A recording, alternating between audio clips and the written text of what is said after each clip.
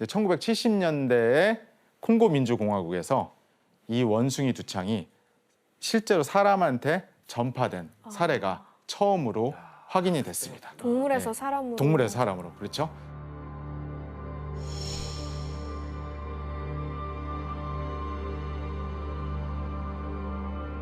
그러니까 언제 어떻게 정확히 생긴 병이에요?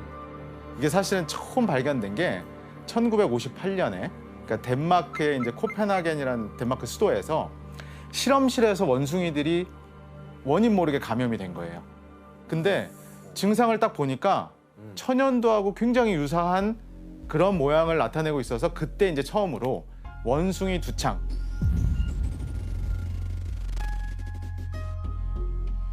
지금 보시는 모습이 원숭이 두창에 감염된 모습이고요. 사람한테서 나타나는 모습하고 굉장히 유사하게 나오고 있죠.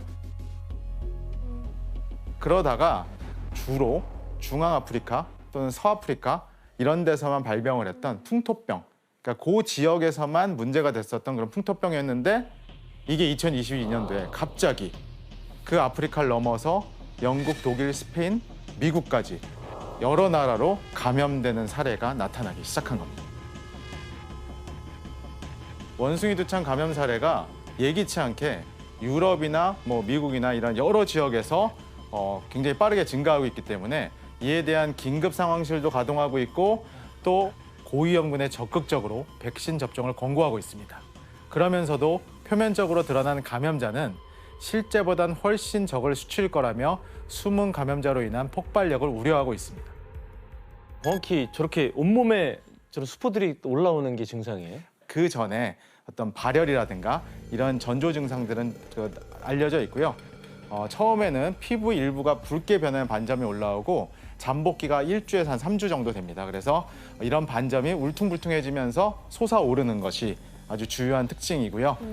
보통 피부 발진이 나타나고 나서 물집이 잡히기 시작하고 딱지가 생기는 순서로 회복이 되는데 발진이 번져나가면서 열나고 근육통, 두통, 림프절까지 붓는 증상이 나오는 게 전형적인 증상이 되겠습니다.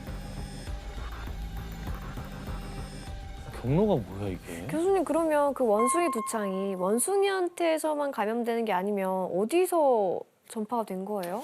이게 지금까지 알려본 거에 의하면 이 바이러스를 가지고 있는 아이들이 보통 중앙아프리카에 있는 또는 서아프리카에 있는 설치류입니다. G종류. 실제로 2003년도에 미국에서 47명이나 원숭이 두창에 감염된 사례가 보고가 됐거든요. 근데 역학조사를 하다 보니까 이 전파를 시킨 동물이 이례적으로 굉장히 재밌는 동물이 확인이 됐어요. 한번 보실까요? 재밌는 동물? 무슨 동물이지? 다람쥐요? 저 되게 정확하십니다. 다람쥐과에 속하는 프레리독이라는 이름 들어요. 프레리독. 예, 프레리독. 귀엽다 근데. 되게 귀여운 애들이에요. 그렇죠. 이게 아프리카에서 이걸 수입해서 가정에서 키우기도 했는데 여기에서 원숭이 두창이 전파됐던 사례도 있습니다. 상상도 근데 못했겠다. 어쨌든 반려동물이니까 만지면서 접촉이 된 거예요. 그럼 아까 이게 감염이 된 거예요. 사실은 우리가 이제 코로나19 때문에 전파 경로에 대해서 상당히 우려를 하는데 원숭이 두창은 사실은 코로나19에 비해서보다는 전파력이 강하진 않습니다. 왜냐하면 다행이다. 코로나19는 이렇게 호흡기 비말만 튀거나 또 심지어 같은 공간에만 있어도 어떤 공간에 있어 공기에서 전파가 되는 경우도 있는데 네. 그거보다는 원숭이 두창은 조금 더 밀접해야 돼요. 예를 들면 분비물, 그다음에 배설물 이런 거와 직접적으로 접촉이 된다거나 굉장히 밀접한 접촉이 있을 때만 전파가 되는 걸로 알려져 있습니다. 그거는요? 다 같이 국 먹을 때. 그 정도 수준에서 전파가 용이하게 이루어진다라고는 아직까지는 밝혀져 있지 그 정도는 않습니다. 괜찮나? 예. 다행이네. 우리가 이번에 코로나19를 겪으면서 그게 우리 삶을 얼마나 바꿔놓을 수 있는지 다들 체감을 했잖아요. 그래서 더 이번 주제에 관심이 많이 가고 더 알아야 되는 것 같아요.